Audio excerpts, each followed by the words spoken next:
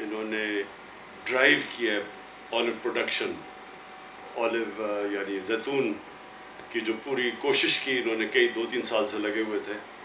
میں آپ کو اس لیے خراج تحسین پیش کرتا ہوں کہ یہ جو آلوز، یہ جو زیتون کی پروڈکشن ہے، یہ صرف خیبر پختونخوا میں ہی اس کا امپیکٹ نہیں جائے گا، اس کا سارے پاکستان میں امپیکٹ جائے گا. تو پہلے تو میں آپ سب کے سامنے جو پاکستان کے مین چیلنجز ہیں وہ رکھوں. سب سے بڑا پاکستان کا چیلنج فوڈ سیکیورٹی. ہم ایک وقت تھا کہ گندم ایکسپورٹ کرتے تھے. یہ پچھلے 2 سال میں پہلے ہم نے کوئی 30 لاکھ ٹن امپورٹ کی، اس سال 40 لاکھ ٹن گندم ہم نے امپورٹ کی. اور اسی طرح چینی کا بھی ہمیں اس بار امپورٹ کرنی پڑی. پہلے سے ہی ہم ایڈیبل آئلز، جو گھی، پام آئل، ہم وہ امپورٹ کرتے ہیں.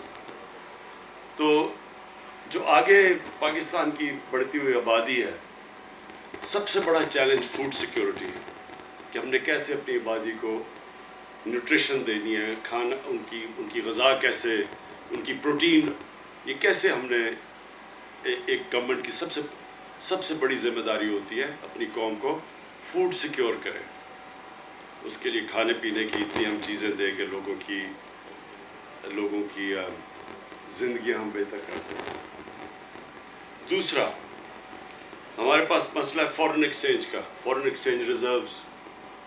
ہم جو دنیا سے امپورٹ کرتے ہیں اور جو ہم دنیا کو ایکسپورٹ کرتے ہیں اس میں بہت فرق ہے. اب کم ہو گیا ہے، لیکن جب ہمیں گورنمنٹ ملی تھی تو پاکستان کی تاریخ کا سب سے بڑا خسارہ تھا. ہم $60 ارب کی تقریباً امپورٹس کرتے تھے اور صرف $20 ارب کی ایکسپورٹ کرتے تھے. تو ابھی ہماری ایکسپورٹس بڑی ہیں، ہم نے امپورٹس اپنی کم کی ہیں، لیکن یہ بھی آگے بہت بڑا ہمارے لیے چیلنج ہے. ہمارا تیسرا چیلنج کلائمیٹ چینج. پاکستان بدقسمتی سے ان 10 ملکوں میں جو سب سے زیادہ جو یہ موسم میں گرمی پیدا ہو رہی ہے جس کو کلائمیٹ چینج کہتے ہیں، سب سے زیادہ وہ 10 ملکوں میں پاکستان بھی ایک ہے جو سب سے زیادہ متاثر ہے. اور پھر اس کے علاوہ ہماری ایک بڑھتی ہوئی آبادی ہے اور ہمارے دنیا میں دوسرا نوجوان آبادی ہے، یعنی سیکنڈ ینگسٹ پاپولیشن ہے پاکستان کی. تو ان کو ہم نے نوکریاں دینی ہیں، روزگار دینا ہے، یہ بھی بہت بڑا چیلنج ہے. اور پھر شہروں کے اندر ہمارے بڑی تیزی سے پولوشن بڑھ رہی ہے، آلودگی، تو یہ بھی چیلنج ہے. تو یہ جو ہم اپنے 10 ارب درخت، 10 بلین ٹری سونامی، اس کا کیا، سب سے پہلے اس کا مقصد یہ ہے کہ جو آنے والی آگے ہماری نسلوں کو سب خطرہ کلائمیٹ چینج سے ہے، اس سے یہ جو ہم 10 ارب درخت لگانے کا ہمارا چیلنج ہے، اس سے ہم اپنی آنے والی نسلوں کی حفاظت کر رہے ہیں. ہم ان کی فیوچر کو پروٹیکٹ کر رہے ہیں، اپنے بچوں کی فیوچر پروٹیکٹ کر رہے ہیں یہ سارے ملک میں درخت لگانے کے لیے.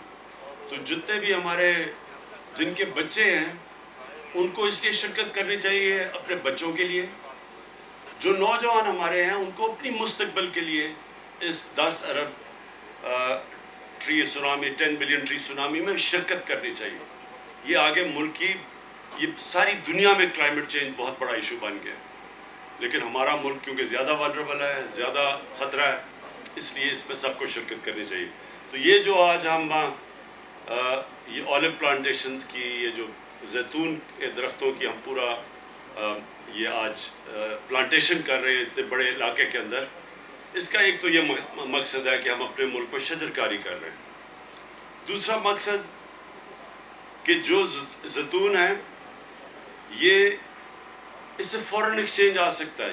جس پیمانے پہ ہم یہاں زیتون کے درخت لگانے جا رہے ہیں، تو بجائے پاکستان اس وقت اپنا قیمتی ڈالرز اپنے خرچ کرے باہر سے ایڈیبل آئلز امپورٹ کرنے کے لیے، اگر ہم کامیابی سے یہ پوری طرح جو اب ہمارا پلان ہے سارے پاکستان اس علاقے میں جدھر زیتون لگ سکتا ہے، اور خیبر پختونخوا کے اکثر علاقوں میں لگ سکتا ہے.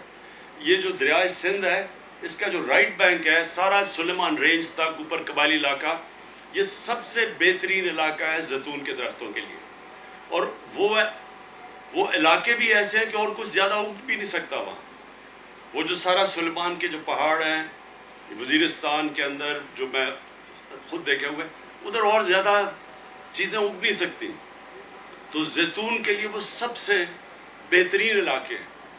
تو یہ سارا بلوچستان تک نیچے بیلٹ جو ہے، یہ سارے علاقے کے اندر جدھر اور کوئی چیز اگ نہیں سکتی وہاں زیتون کے لیے وہ بہترین علاقے ہیں.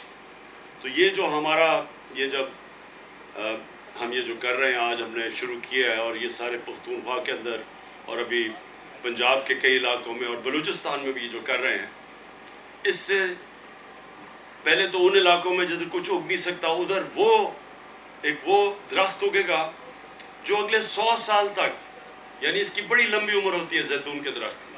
تو یہ ہمیشہ کے لیے ہمارے آنے والی نسلوں کے لیے یہ ایک ایسی چیز بن جائے گی، کیونکہ اس کا زیتون تو دنیا میں ہم ایکسپورٹ بھی کر سکتے ہیں. اس کے بڑے فائدے بھی ہیں.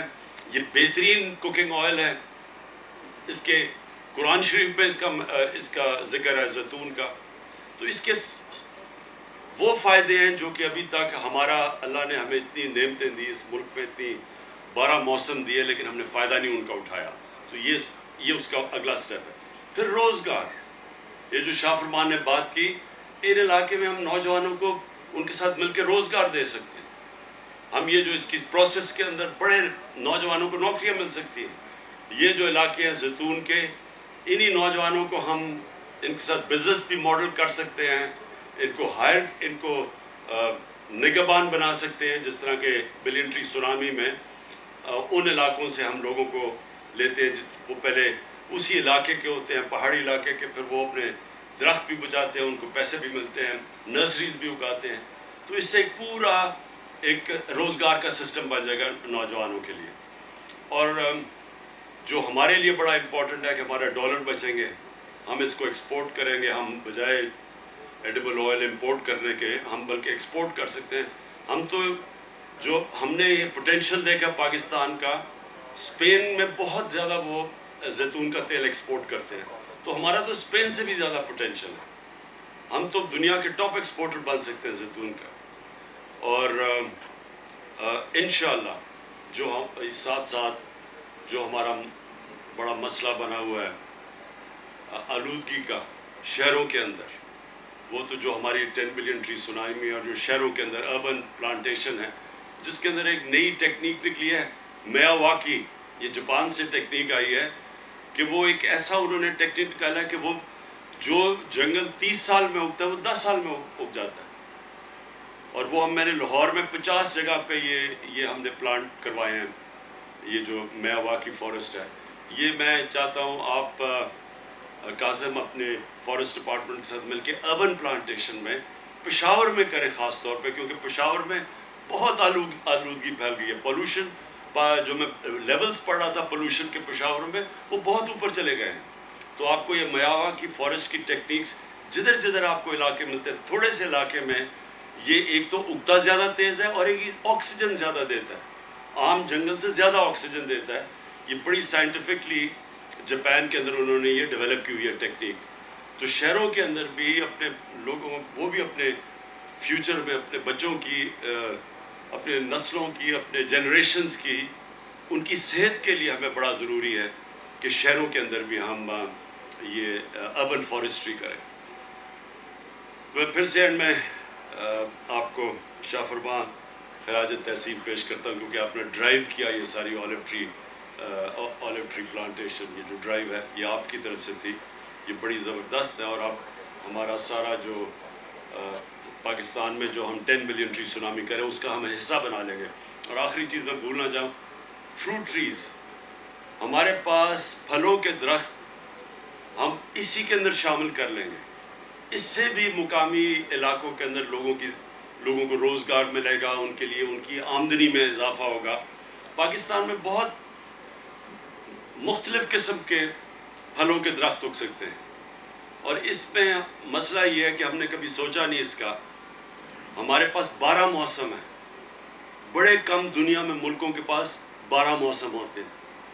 ہم اوپر سے جو سب سے اونچے پہاڑ سے ہم جب سمندر تک جاتے ہیں تو مختلف کلائمیٹک زونز ہیں, اور ان کے اندر مختلف ہم وہ درخت اگا سکتے ہیں جس طرح اولیو ویلیو ایڈڈ اس کو کہتے ہیں. اس درخت سے بہت فائدہ ہو سکتا ہے بنسبت اسی علاقے کے اندر اگر آپ مثلا گندم اگا دیں اور ادھر ہی آپ یہ اولیو اگا دیں, یا ایک ایووکاڈو درخت ہے, اس کا اتنا زیادہ جتنا اس سے فائدہ ہوتا ہے, یعنی وہ جو ایووکاڈو کے درخت اگر اتنی علاقے میں لگا دیں تو اس کی لاکھوں روپے زیادہ کی آمدنی ہے 6 مہینے کی, سال کی جب وہ اگتا ہے. تو اسی طرح اب پوری طرح سارے پاکستان میں زوننگ کریں گے, ڈائریکٹ کریں گے کہ کس علاقے میں کون سا ایسا آپ پھل لگا سکتے ہیں جس پہ آمدنی میں لوگوں کی بہت زیادہ اضافہ ہو سکتا ہے. وہ انشاءاللہ اب ہم سائنٹیفکلی سارے پاکستان کو میپ کر کے زوننگ کر کے اور ایڈوائز کریں گے کہ کون سا پودا کس علاقے میں سب سے بہترین ہوتا ہے. بہت بہت شکریہ.